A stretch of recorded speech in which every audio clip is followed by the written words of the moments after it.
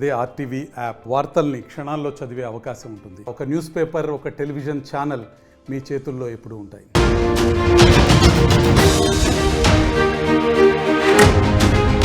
Breaking news చూస్తున్నారు. జమ్మూ కాశ్మీర్ లో ఉగ్రవాదులు ఘాతుకానికి పాల్పడ్డారు. మరి ముఖ్యంగా ఆర్మీ వాహనంపై ఉగ్రవాదులు కాల్పులకు దిగారు. 4 రౌండ్ల కాల్పులు జరిపారు ఉగ్రవాదులు. రజౌరీలోని సుందర్బాని ప్రాంతంలో ఈ ఘటన చోటు చేసుకుంది. విజువల్స్ మీరు చూస్తున్నారు. ఈ కథనం మిమ్మల్ని కాస్త కలవరపరచైతే మిమ్మల్ని కలవరపాటు గురి చేయడం ఆర్టీవీ ఉద్దేశం కాదు, కానీ ఇటువంటి కథనాలు చూసినప్పుడు కాస్త కలవరపాటు గురే అవకాశం ఉంటుంది కాబట్టి దీనికి సంబంధించి తగిన జాగ్రత్తలు తీసుకోవాలని ఆర్టీవీ సూచించడం జరుగుతోంది. విజువల్స్ మీరు చూస్తున్నారు. ఒక్కసారిగా వాహనం మీద కాల్పులు జరిపారు. దీంతో ఆ వాహనానికి నిప్పంటుకుంది. అక్కడ ఒకసారి చూడ అగ్నికలను ఎగసి పడుతున్న పరిస్థితి ఆ వాహనం మీద. అదిగో మీరు చూడొచ్చు. కాల్పులు జరిపిన తర్వాత అక్కడ ఎటువంటి పరిస్థితి ఉంది అనేది. మరి ముఖ్యంగా జమ్మూ కాశ్మీర్లో ఉగ్రవాదులు మరో ఘాతుకానికి పాల్పడ్డారనే చెప్పుకోవాలి. సైనికులు వెళుతున్న వాహనంపై కాల్పులకు దిగారు. జమ్మూ కాశ్మీర్లోని రజౌరీ జిల్లాలోని సుందర్బాని ప్రాంతం దగ్గర ఈ ఘటన చోటు చేసుకుంది. దట్టమైన అటవీ ప్రాంతం ఇది. ఇక్కడ ఉగ్రవాదులు నక్కి ఉన్నారు. అటుగా వెళ్తున్న ఆర్మీ వాహనం మీద విచక్షణారహితంగా కాల్పులకు దిగారు అనేది మనకు అందుతున్న సమాచారం. దీంతో అక్కడ సైనికులు వెంటనే అలర్ట్ అయ్యారు. వాళ్ల మీదకి ఎదురు కాల్పులకు దిగారు. దీంతో సైనిక వాహనం మీద ఉగ్రవాదులు 3 నుంచి 4 రౌండ్ల కాల్పులు జరిపినట్టుగా తెలుస్తోంది. ఆ తర్వాత ఈ కాల్పుల ఘటనతో వెంటనే సైన్యం అప్రమత్తమైంది. ఆ ప్రాంతాన్ని పూర్తిగా తమ అదుపులోకి తీసుకుంది. అక్కడ జల్లెడపట్టి మరీ వెతుకుతోంది. ఉగ్రవాదుల జాడ కనుక్కునేందుకు ఈ అటవీ ప్రాంతాన్ని మొత్తం జల్లెడ పడుతోంది. అయితే ఈ ఘటనకు ఎవరైనా గాయపడ్డారు ఘటనలు అనే అంశానికి సంబంధించి కూడా అక్కడ ప్రస్తుతం విచారణ ప్రారంభించారు. ఒకసారి మీరు చూస్తే కనుక ఆర్మీ వాహనం ఏ స్థాయిలో తగలబడిపోతుందో మీరు చూడొచ్చు. ఆ ప్రాంతానికి సంబంధించి కూడా అటుగా వెళ్లేందుకు ఒక్కసారి అక్కడ ఏం జరిగిందో చూద్దాం. चल ही नहीं रहा ये और नहीं ग्लो नो मार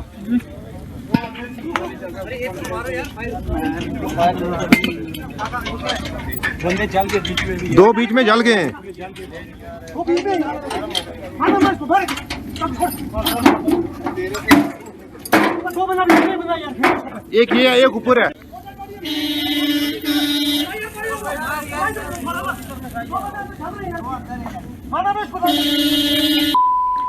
అదిగో మీరు చూడొచ్చు. ఇక్కడ వాళ్ళంటుంది 2 నిమిషాల్లో అంటుకుపోయింది.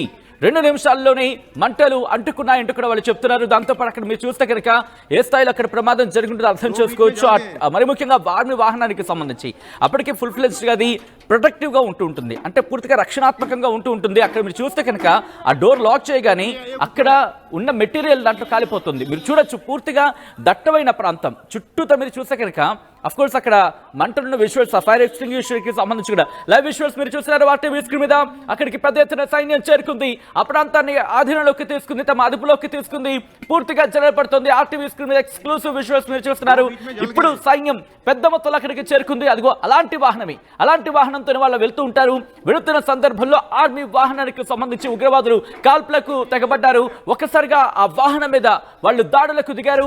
వెంటనే సైన్యం వాళ్ళ మీదకు ప్రతిఘటించింది. వాళ్ళ మీదకు తిరిగి దాడులు జరిపింది, కాల్పులు జరిపింది. దీంతో ఇన్ఫాక్ట్ పోలీసు ఉన్నతాధికారులు చేరుకుంటున్నారు, ఆర్మీ ఉన్నతాధికారులు అక్కడికి చేరుకుంటున్నారు. దాంతోపాటు అక్కడికి అంబులెన్స్ కూడా చేరుకున్నట్టుగా తెలుస్తుంది. కొద్దిసేపటి క్రితం ఒకవేళ ఎవరికైనా గాయపడితే కనుక వాళ్ళు వెంటనే హాస్పిటల్కి తీసుకువెళ్లేందుకు విజువల్స్ మీరు చూస్తున్నారు. అక్కడ ఆర్మీ ఉన్నతాధికారులు అలాగే పోలీసు ఉన్నతాధికారులు చేరుకుంటున్నారు. పరిస్థితిని అక్కడ అదుపులోకి తీసుకుంటున్నారు. పూర్తిగా మీరు చూస్తే దట్టమైన అటవీ ప్రాంతం. మరి ముఖ్యంగా ఇప్పుడు ఈ సమయాన్ని వాళ్ళు అదునుగా తీసుకుంటూ ఉంటారు.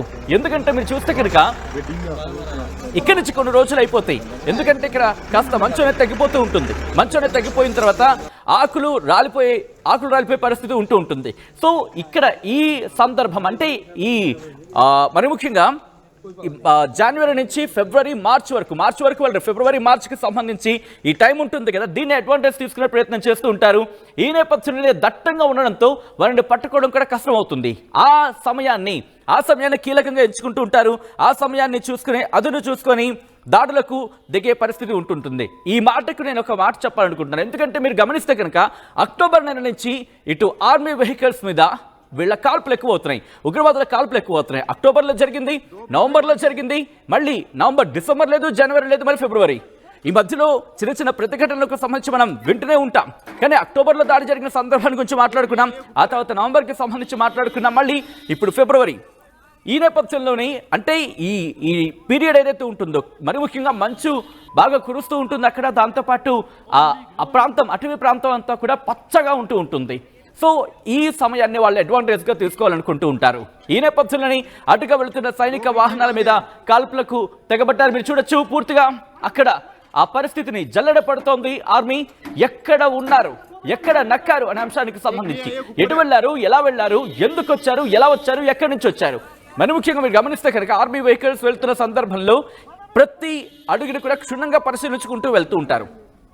అంటే ఎంత జాగ్రత్తగా వెళ్తూ ఉంటారో మనం గమనించవచ్చు ఆర్మీ వెహికల్స్కి సంబంధించి. కానీ అటుగా వెళ్తున్న వెహికల్స్ మీద ఒక్కసారిగా వాళ్ళు దాడికి తెగబడ్డారు. పూర్తిగా దట్టమైన అటవీ ప్రాంతం కావడం, మరి ముఖ్యంగా ఎత్తుగా ఉండడం, వీటన్నిటిని అదునుగా చేసుకున్నారు, వీటన్నిటి అడ్వాంటేజ్గా తీసుకున్నారు. దీంతో 3 నుంచి 4 రౌండ్లు కాల్పులు జరిపినట్టుగా తెలుస్తోంది.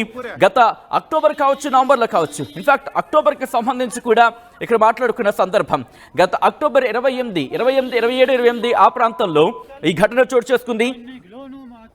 మరి ముఖ్యంగా అప్పుడేం జరిగిందంటే కనుక సైనిక వాహనాన్ని కూడా అప్పుడు కూడా టార్గెట్ చేసుకున్నారు. అప్పుడక్కడ అఖ్నూరు సమీపంలోని సైనిక వాహనానికి మీద అప్పుడు కూడా ఆ వాహనం మీద 10 రౌండ్ల కాల్పులు జరిపిన పరిస్థితి.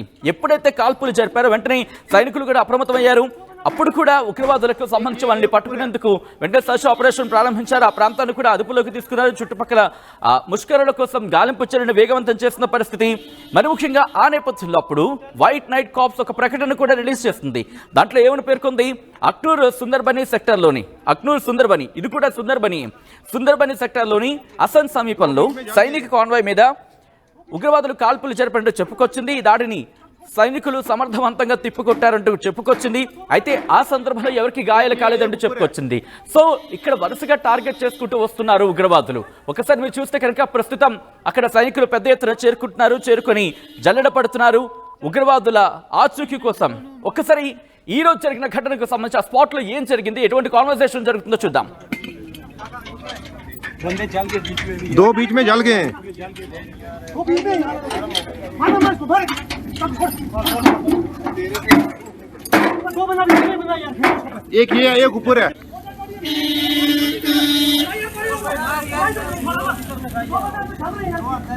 मारो मार सुधर चल ही नहीं रहा ये ओ इन्हें ग्लो नो मार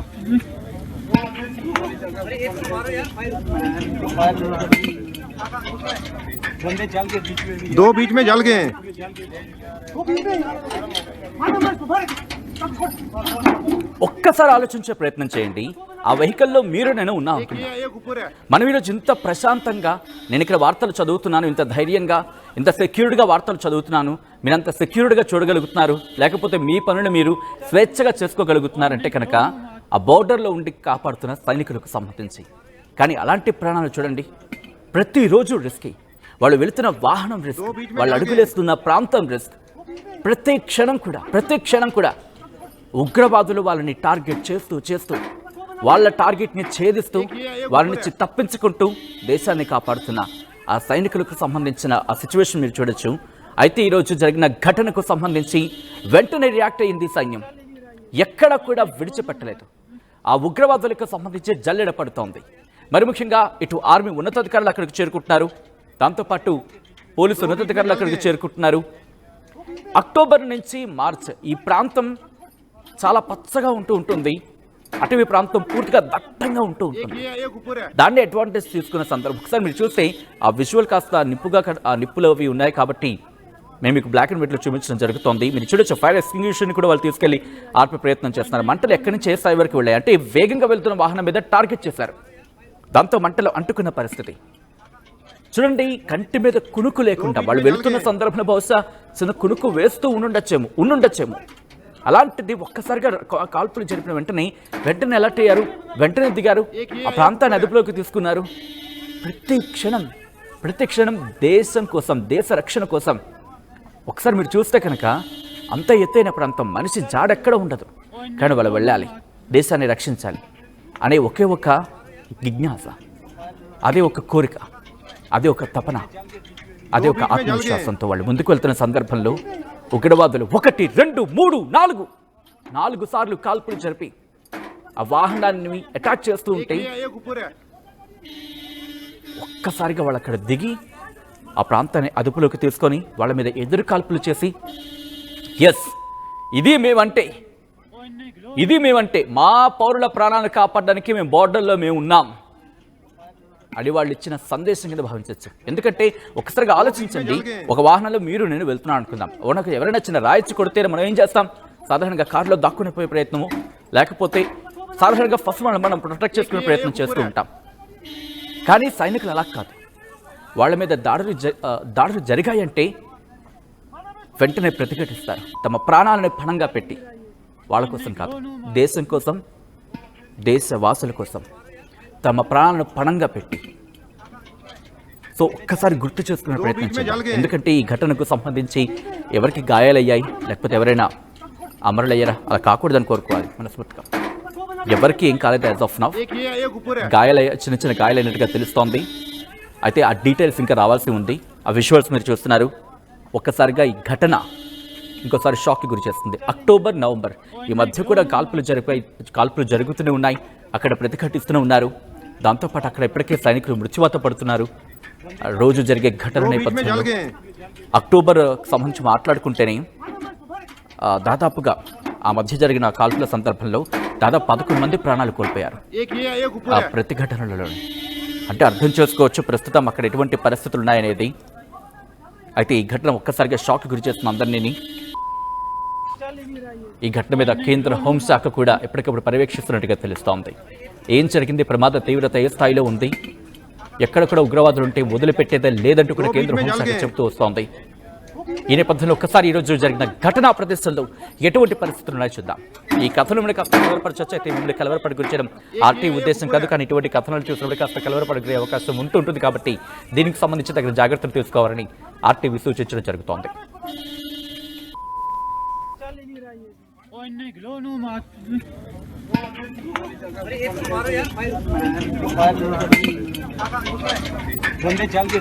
दो बीच में जल गए हैं। మరిన్ని వీడియోస్ కోసం ఛానల్ ని సబ్స్క్రైబ్ చేయండి. లేటెస్ట్ అప్డేట్స్ కోసం వాట్సాప్ ఛానల్ ని ఫాలో చేయండి. అండ్ లింక్ డిస్క్రిప్షన్ లో ఉంది.